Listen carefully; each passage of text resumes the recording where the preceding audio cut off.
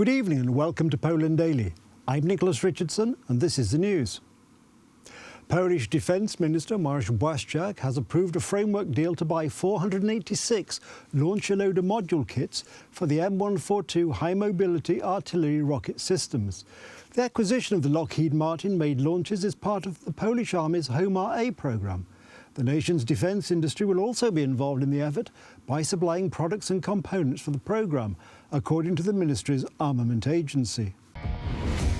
In line with the adopted schedule, deliveries are expected to begin in 2025. The Armament Agency, which is the ministry's unit responsible for purchases of weapons and military equipment, said in a statement. 500 Himars missiles. The opposition says that's too many. I say that this is as many as are needed to really deter the aggressor. We know that the Kremlin rulers have decided to rebuild the Russian Empire. Our aim is to create a situation in which the Polish army will be able to really deter the aggressor, and we will do it, as I have often declared during the last 2 years. The Polish army will be the strongest land army, and one of the most important elements of the land army will be the rocket artillery. We are rebuilding these units, and after 18 years, the Rocket Artillery Brigade is back in action. So I assure you that we are consistent and we will strengthen the Polish army. The programme foresees technology transfer, including the acquisition of the technology of the selected rocket used by Himars Systems, the agency said. This indicates that, in the long term, Poland wants the state-run defence industry to produce Himars rockets domestically. The framework deal comes more than 7 months after the United States State Department backed Poland's bid to purchase advanced rockets and rocket launchers worth about $10 billion. The approved sale also includes 45 M57 Army tactical missile systems, as well as hundreds of guided multiple-launch rocket and warhead variants. Following Russia's invasion of Ukraine in February 2022, Poland accelerated and expanded various acquisition programs to bolster its rocket and artillery forces. Under a deal signed in February 2019, the Polish ministry purchased 20 Himars launchers for about $414 million. The Speaker of the Sejm, Elżbieta Witek, has announced the appointment of 9 members of the State Commission for the investigation of the Russian influence on the internal security of the Republic of Poland in the years 2007 to 2022. Professor Sławomir Cęckiewicz was appointed as the chairman of the Commission. The first meeting of the Commission will be held before the elections. With its head already appointed, the Commission established to investigate past Russian influence in Polish affairs will hold its first sitting prior to the general election on 15th of October, a Commission member has said. Commission member Professor Przemysław Żurawski-Welgrajewski said the Commission's chair would be Sławomir Cęckiewicz, head of the Military Historical Bureau. Earlier in the day, the Senate Information Centre announced that Elżbieta Witek, the Speaker of the lower house of Parliament, the Sejm, had distributed formal notices appointing members of the Commission, which will look into the nature and extent of alleged Russian influence during the years 2007 to 2022. Żurawski-Welgrajewski, head of the Presidential Security and Defence Council, told journalists that, with all certainty, the Commission would convene before October's election, going on to explain that at the time nobody would be questioned, but that topics, tasks and matters to be clarified would be established, as well as a list of people to be questioned. He also dismissed criticisms that the Commission and the powers of its members were unconstitutional. The Sejm appointed 9 Commission members at its final sitting of the current parliamentary term on the 30th of August. All were proposed by the ruling Law and Justice Party, with the opposition declining to put forward candidates or to take part in voting on the matter. There is just over a month to go before the parliamentary elections scheduled for the 15th of October. Law and Justice, the party in power since 2015, is leading in the opinion polls. Today it released a new campaign clip that portrays German Chancellor Olaf Scholz in an unfavourable light, suggesting that he wants to influence the actions of the future Polish government.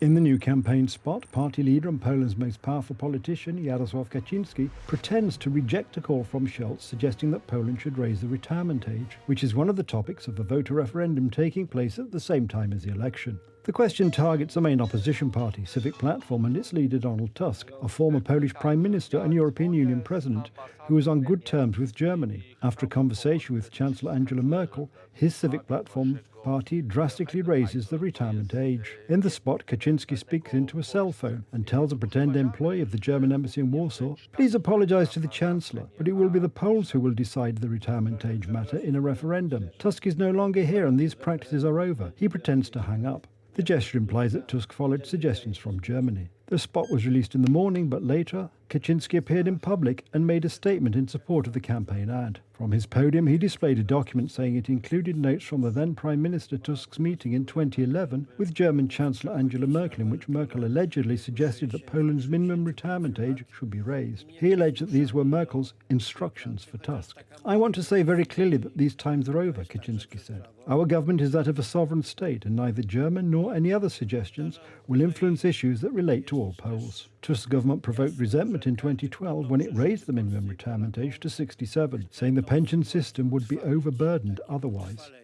A bronze statue of Ivan Felix Dzerzhinsky, the ruthless founder of the Soviet secret police and architect of the Red Terror which followed the 1917 revolution, was unveiled at the headquarters of Russia's foreign spy service. Dzerzhinsky, a Polish noble turned revolutionary who helped lay the foundations of the repressive system over which Joseph Stalin was to preside, is reviled by dissidents but is a hero to the spies who rule in Vladimir Putin's Russia. After the fall of the Berlin Wall in 1989, his statue was toppled to cheers in Poland, and as the Soviet Union itself crumbled in 1991, a monument to Dzerzhinsky outside the KGB headquarters on Lubyanka Square in Moscow was toppled amid rejoicing by many. But now Felix is back among Russia's spies. A monument to Felix Dzerzhinsky was unveiled at the headquarters of the Foreign Intelligence Service. The monument is a replica of a sculpture by Vuk Etich. In 1958, it was erected on Lubyanka Square and was brought down after the events of August 1991. Sergei Naryshkin, the chief of Russia's Foreign Intelligence Service, successor to the KGB's famed first chief directorate, marked the unveiling of the statue outside its Yasenevo headquarters in southern Moscow. The monument erected today is a replica, somewhat smaller, of the famous monument of the outstanding Soviet sculptor. That is why we did not have the right to change the direction in which the person depicted by the monument is gazing. But it is obvious that the threat to this country and our citizens originates from the northwest. Dzerzhinsky towered above Naryshkin, Putin's 68-year-old spy master, who stood with a group of other men, many of them unknown. The statue at the SVR looks remarkably similar to the one that once stood on Lubyanka Square. In both, Dzerzhinsky stands staring forward in a long coat, with his hand in one pocket. For some Russians, the return of Dzerzhinsky to such public pedestal is an indicator of the repression they say prevails in wartime Russia, and the extent to which the country has abandoned its post-Soviet pivot towards the West. That's the news. Thank you for watching. Stay with us for the weather, Poland Daily Business and more programmes. But from me, it's have a good night and a better tomorrow.